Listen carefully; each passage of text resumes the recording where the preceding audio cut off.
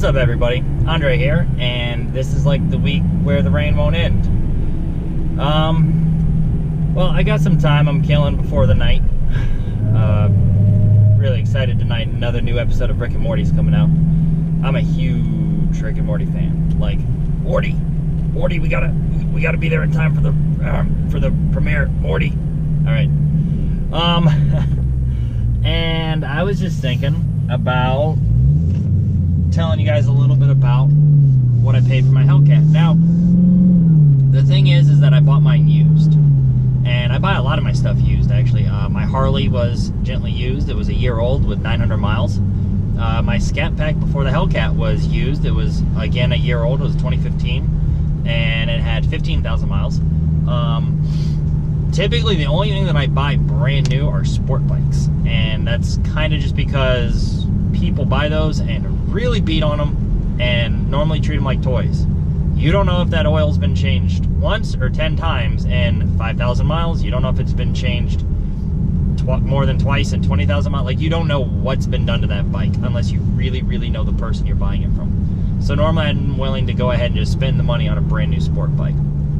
For everything else, though, I'm willing to let someone else take the depreciation. You know, Harleys are not cheap by any means when it comes to motorcycles, and mine's a CVO Breakout, which was, I think MSRP was like 26-ish, and I paid right about 20 for it. So going back to the Hellcat, and this is the main reason I bought it. It's 2016. It had 13 miles on it. Somebody bought it, put it on a flatbed, took it to the shop that they owned, put it in a showroom, and left it for a year. Drove it one time, brought it back. The floor mats were still sealed in the bag in the trunk. All the plastics were still in place around the steering wheel. The rims still had like the factory stickers on them. This was literally like just a brand new car. The guy drove it one time around the block and brought it back. Traded it for a Viper from my understanding. And so yeah, the whole front half of the car was wrapped in Expel, in a clear wrap.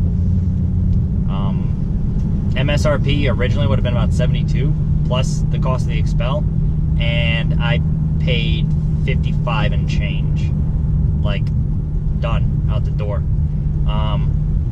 And then I got a decent amount for my trade-in, so that was really nice too. Yeah, I know that, when you trade in a car, it's kind of, the house always wins, but I really couldn't complain. I saw the deal in front of me, and I wasn't going to sit there and try to sell my car and come back and pick up this car for that price. Yes, I could have found a cheaper Hellcat if I was looking for cheap. I could have gone with a couple thousand miles. I've even found some that were anywhere from 5,000 to 15,000 miles for less than 50, with some modifications.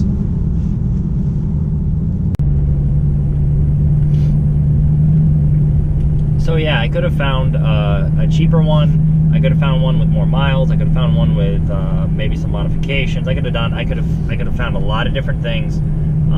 At the end of the day, I was happy with the price. Like I said, I had almost 55.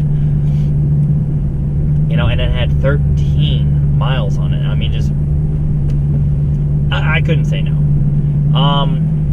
Some of the drawbacks, and this is what I'll mention, some of the drawbacks from not buying new and buying used are simply that you're not going to get the car exactly the way you want it. I had to settle on a couple of things. For example, I have another black Challenger, and I swore after my Scat Pack that I was not going to own another black car, ever. It is the hardest thing to keep clean, and if you have never owned a black car, it is truly a nightmare. You wash it, you wax it, you get it detailed, I don't care what you do. 20 minutes later, the thing looks like crap if you've driven it. If you've left it in a garage, like a dust-free garage, it'll look great for about a day. But, and that's just a consequence of owning a black vehicle. You really have to invest in methods to keep it clean. You have to really do your research. If you're going to wash it yourself, you really need to do research on what you need to do to take care of it. And in order to not create swirl marks and and scratches in the finish. And so by not buying something new, buying something used, you're subject to, obviously, you know, at that point you're looking at the deal maybe more than anything. You say, okay, well, this is a worthwhile deal, but I'm not going to get the color that I want. Not the end of the world. You could wrap it, you could do whatever you want to it once it's yours. It's just the only thing that's I'm gonna say is the cost after you do what you want to do to the car to make it the way you want it. If it's the same price or more than the new car, you might be better off just buying the new car. In my case, I'm leaving it black. I'm okay with it. I just am going to commit myself to cleaning it more often. Also, as I mentioned before, I got the automatic. I really have never owned an automatic sports car. So far, this has been fun. It's really surprised me. But this was a concession that I made when I found this car, and I said, okay, well, I'm just gonna run with it. Give it a shot. So outside of that, I mean, if that's something that you can't live with, then you need to go ahead and either buy new, or you need to just keep shopping for maybe another used one. In my case, I was happy with what I found, and I could live with it. Certainly some of the benefits of buying new, besides just getting it the exact way that you want it, you don't have to worry about anything. You don't have to worry about, you know, okay, the guy let it sit for a year. You know, I really checked this car out before I decided to pull the plug on it. Excuse me, pull the trigger on it. And, you know, I was okay with it. But, you know, the oil filter, factory installed, had the stamp on it. The oil was still from the factory, so the first thing I did was run the car a few times and change the oil. You know, you don't have to worry about really any of that when you're buying a brand new car, because everything is relatively new. You don't have to worry about year-old oil in it. And if that doesn't bother you, then, I mean, hey, what do I know? I'm not necessarily a mechanic. I just don't like old fluids in the car.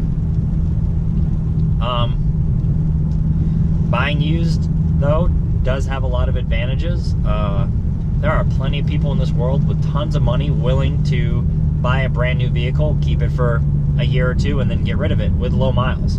Which, honestly, I'm going to say drives me crazy. I can't stand someone selling a car that they've barely driven. Like, I mean, why even buy it in the first place? It's just, you know, it just doesn't make any sense to me. Why even have the car if you're not going to drive it like you stole it as often as you can?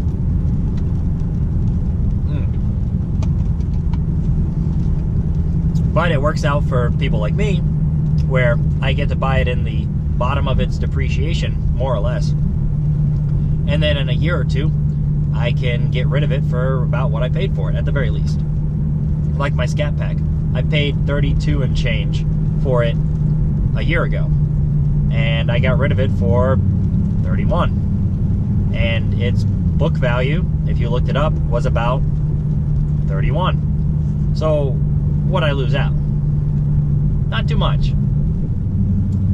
But, at any rate, so, to sum it up, the Challenger that I got was namely the deal that I found. I was happy with, you know, the options that it came with. I was happy with, even though it's black, I'm still happy with it. I can't complain. For me, the price was just too good. I'd been shopping these for a while. I was getting ready to buy one in the next 6 months, and when I found this one, I said that the time was right. And that's really a decision that you have to make for yourself when you're shopping for these. You know, I was shopping ZL1s, Z06s used, and used Vipers. Because used Z06 and used Viper was about the price of a new Hellcat, and the ZL1 is also right in that range. So when I came down to this one, I just said it was right. It was it's what I wanted. It was pretty much brand new, and the price was right. But anyways, that's enough rambling for today. I will catch you guys later. Bye.